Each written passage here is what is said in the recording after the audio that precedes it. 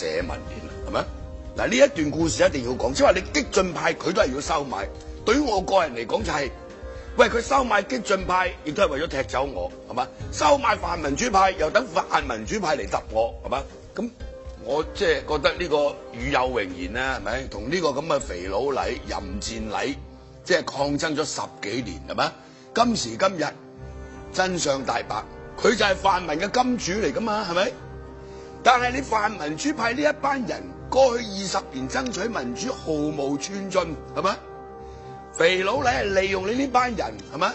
作為一個工具，要達到佢自己個人嘅目的或者不可告人嘅目的，就只有佢知道，係嘛？佢就覺得，我做我自己認為啱嘅嘢啫，我用我嘅錢，係嘛？咁啊，做一啲對社會有益。嗱，呢個所謂泛民主派過去呢20年做嘅嘢，係咪對社會有益咧？就真係公眾咧，就自然會有一個公正嘅評價。小弟過去呢幾年就不斷踢爆呢啲偽民主派嘅嘴臉，係咪？香港嘅民主搞到今時今日毫無寸進，呢一班泛民主派咧要負最大嘅責任，係咪？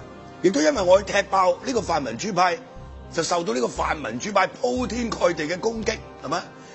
肥佬黎嘅壹傳媒不斷去抹黑我，係嘛？咁都冇所謂。我哋老實講啊，四面受敵，八面威風，不怕孤立，才可獨立。個人嘅得失唔重要，但係對成個香港嘅大局，你呢一個咁嘅淫賤黎，係嘛？搞黃色新聞，悔盜悔淫，係嘛？為咗登一個封面，搞到人哋家散人亡，就為咗賣多幾百本、幾千本。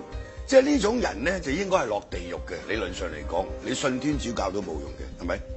好似喺今次呢件事，有啲所謂臭蟲論，有啲人話：喂，共產黨啊，或者中資機構夠有捐錢俾呢一個即係民建聯啦，係嘛？民建聯嗰晚籌款1晚就籌6000萬啦，肥佬黎俾晒呢啲民主派嘅人都係得4000萬啫，你連呢啲叫做臭蟲論。